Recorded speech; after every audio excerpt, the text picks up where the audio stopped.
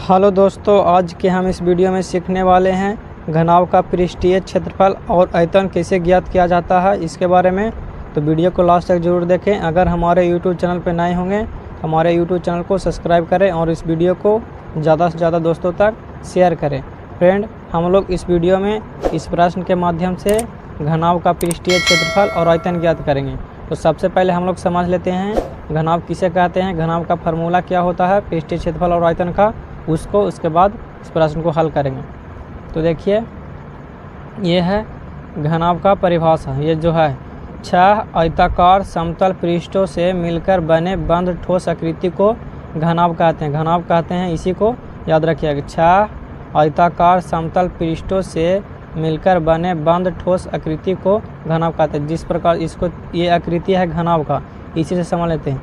ये जो दिया हुआ है एक आयत हो गया यहाँ से यहाँ तक, इसी प्रकार से 6 आयत, एक आयत ऊपर एक आयत नीचे, 2 एक इधर एक इधर, 2 2 4 एक इधर एक इधर 6, यानी कि जो 6 आयत दिया हुआ है, आयत से देखिए जो मिलकर बना हुआ है जो बंद आकृति, इसी को हम लोग क्या बोलेंगे, घनाभ बोलेंगे। तो आप लोग परिभाषा याद रखिएगा कि 6 आयताकार समतल पृष्ठों से मिलकर बने ठोस आकृति को क्या कहते हैं, घनाभ कहते हैं। ये घनाभ कहते हैं, ये परिभाषा हो गया इसका। अब इसका घनाभ का पृष्ठीय क्षेत्रफल और आयतन का परिभाषा होता है, इसको भी आप लोग याद कर लीजिए ताकि आप लोगों को प्रश्न हल करने में कोई भी दिक्कत नहीं हो। तो घनाभ का पृष्ठीय क्षेत्रफल होता है 2 × LB + BH + HL या LH। ठीक है, आप लोग इसको याद रखिएगा। ये पृष्ठीय क्षेत्रफल का फार्मूला है और ये घनाभ का आयतन का फार्मूला होता है LBH। घनाभ का आयतन क्या होता है, LBH। तो यहाँ पे देखिए, यहाँ पे LBH क्या है वो नीचे दिया हुआ है, नीचे आप लोग उसी से समझ लीजिए। लंबाई L यानी क्या है, L मतलब लंबाई होता है। L को हम लोग लंबाई लिखते हैं। ठीक है, L से क्या लंबाई को या L लिखते हैं, इसको इंग्लिश में लेंथ बोलते हैं। और चौड़ाई को B से सूचित करते हैं, इसको इंग्लिश में ब्रेथ बोलते हैं। और ये ऊंचाई को H से लिखते हैं, इसको हाइट बोलते हैं।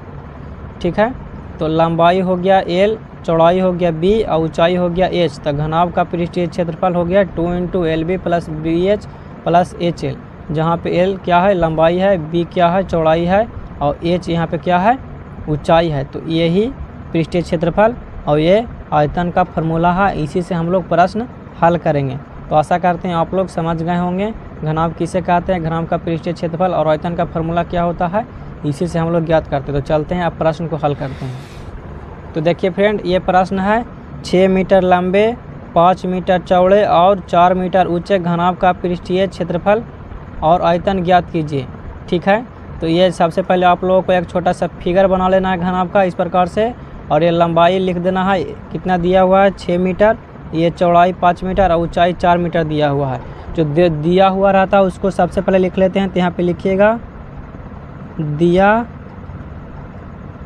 हुआ है, क्या दिया हुआ है, लंबाई, लंबे यानी कि L, लंबाई को किसे लिखते हैं, L लिख देना है 6 मीटर।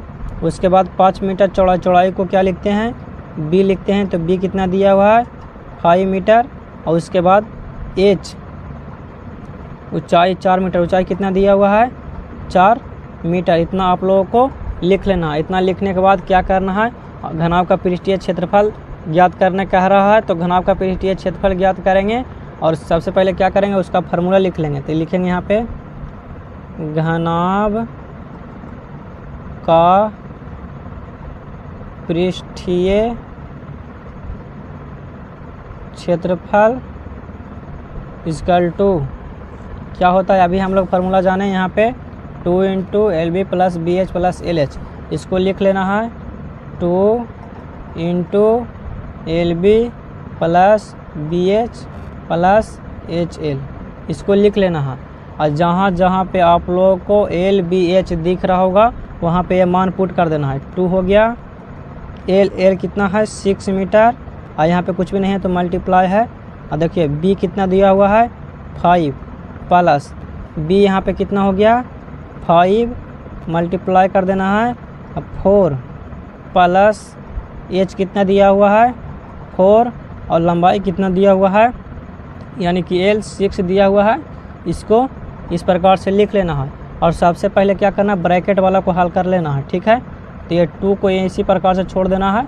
इसको मल्टीप्लाई करेंगे तो 30 हो जाएगा, इसको प्लस इसको करेंगे तो 20 हो जाएगा, और इसको करेंगे तो कितना हो जाएगा 24 हो जाएगा। और सभी को ऐड कर लेंगे। सबसे पहले ब्रैकेट वाला को हल करेंगे तो सभी को ऐड कर लेंगे तो हो जाएगा 4 और 2 2 4 और 4 और 3 7 हो गया। और इसी को मल्टीप्लाई कर लेंगे, 2 से मल्टीप्लाई कर लेंगे तो ये 2 इंटू 74, इसको मल्टीप्लाई करेंगे तो 4 2 जा 8, इतना हो गया 148। कहीं यहीं बच्चे दिक्कत गलत कर देते हैं, कहीं कहीं इतना ही लिखकर आंसर लिख देते हैं, लेकिन इतना आंसर नहीं होगा। जो यूनिट है यूनिट इसका इकाई लिखना पड़ता है। तो ये मीटर में दिया हुआ है, तो क्षेत्रफल हमेशा वर्ग मीटर में निकालते हैं। तो इस प्रकार से लिखकर आंसर लिखें, तभी आप लोगों का ये प्रश्न का आंसर सही आएगा। घनाभ का पृष्ठीय क्षेत्रफल, यानी कि आप लोग याद रखिएगा क्षेत्रफल हमेशा वर्ग मीटर में निकलता है। उसके बाद इसी प्रकार से याद लिख लेंगे और उसके बाद लिखेंगे। अब घनाभ का हम लोग आयतन ज्ञात करेंगे। यहाँ पे लिखते हैं फार्मूला। सबसे पहले घनाभ का आयतन इक्वल टू LBH, ये फार्मूला होता है। आप लोग याद कर लीजिएगा इसको अच्छी तरीके से। L दिया हुआ है मेरा 6, कुछ भी नहीं है तो इंटू में है। उसके बाद B 5 है, फिर से इंटू H कितना है 4 है, और कुछ भी नहीं करना है, सभी को मल्टीप्लाई कर लेना है। तो कर लेंगे तो 6 30 34 जा 120 120। आयतन क्या होता है जो क्यूब में निकलता है। आयतन होता है घनाभ का आयतन जो क्यूब में निकलता है। किसी का भी आयतन निकलेगा क्या निकलेगा क्यूब में। जो जैसे मीटर दिया हुआ है तो मीटर क्यूब हो जाएगा, ठीक है, मीटर क्यूब हो जाएगा। इस प्रकार से घनाभ का आयतन निकल गया मेरा कितना 120 मीटर क्यूब। तो ये घनाभ का आयतन आ गया, ये घनाभ का पृष्ठीय क्षेत्रफल आ गया। तो फ्रेंड हम लोग घनाभ का पृष्ठीय क्षेत्रफल आयतन इसी प्रकार से ज्ञात करते हैं। आशा करते हैं आप लोग अच्छी तरीके से घनाभ का पृष्ठीय क्षेत्रफल और आयतन निकालना सीख गए होंगे। वीडियो कैसा लगा कमेंट बॉक्स में ज़रूर बताएं। चैनल पर नए होंगे तो चैनल को सब्सक्राइब करें और इस वीडियो को ज़्यादा से ज़्यादा दोस्तों तक शेयर करें। मिलते हैं नेक्स्ट वीडियो में, जब तक ले जाएँ दोस्तों, बंदे।